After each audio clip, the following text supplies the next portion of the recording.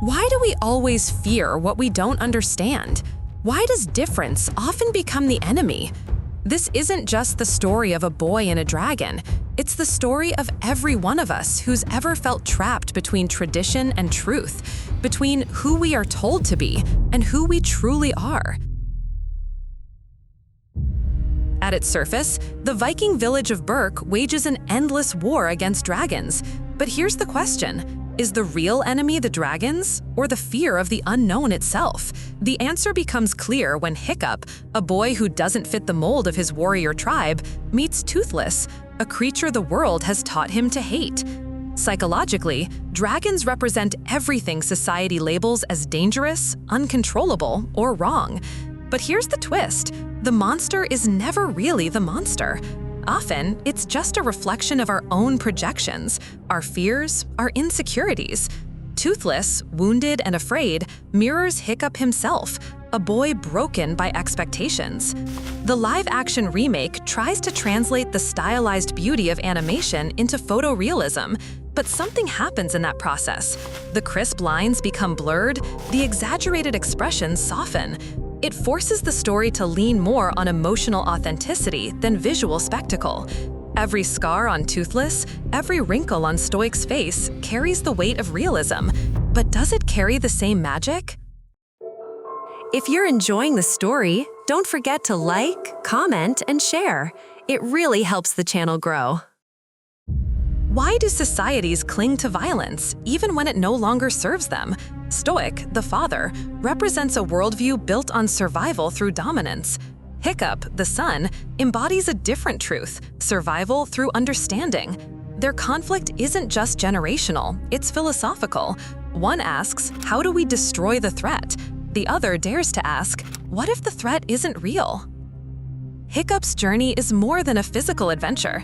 It's the psychological battle of belonging. If you reject the rules of your tribe, are you still one of them? This dilemma echoes deeply in anyone who's ever felt like the outsider. It's the eternal tug of war between conformity and authenticity. Toothless isn't just Hiccup's friend, he's his shadow self. Jungian psychology calls this the shadow, the parts of ourselves we deny, fear, or suppress. Hiccup's taming of Toothless is in truth the taming of his own fear, his own sense of inadequacy. And in doing so, he forces his entire community to confront the shadow they've collectively ignored. There's a strange paradox here. As the film shifts from animation to live action, it gains physical realism, but risks losing emotional symbolism. The weight of Toothless feels heavier, but does the weight of the metaphor stay intact? Does making dragons look real make the message feel less real? At its core, How to Train Your Dragon asks a timeless question. Is freedom worth the price of challenging everything you've been taught? Hiccup's answer is loud and clear. Freedom isn't the absence of fear, it's the courage to move forward despite it. And sometimes, freedom means letting go of what you love, just to let it be itself. Isn't it ironic? This remake itself mirrors the exact lesson of the story, that transformation is possible, but only when you dare to evolve, not when you simply replicate. The problem with Hollywood's remake culture is the same as the Vikings' war against dragons, a refusal to understand that real growth doesn't come from fighting the past, but from transcending it. And then, the sky opens. Hiccup and Toothless take flight, not just over the mountains of Berk, but over the walls of fear, tradition, and ignorance. That moment, accompanied by John Powell's swelling score, reminds us of a truth cinema often forgets, that wonder, awe, and connection are the real dragons we've always been trying to tame.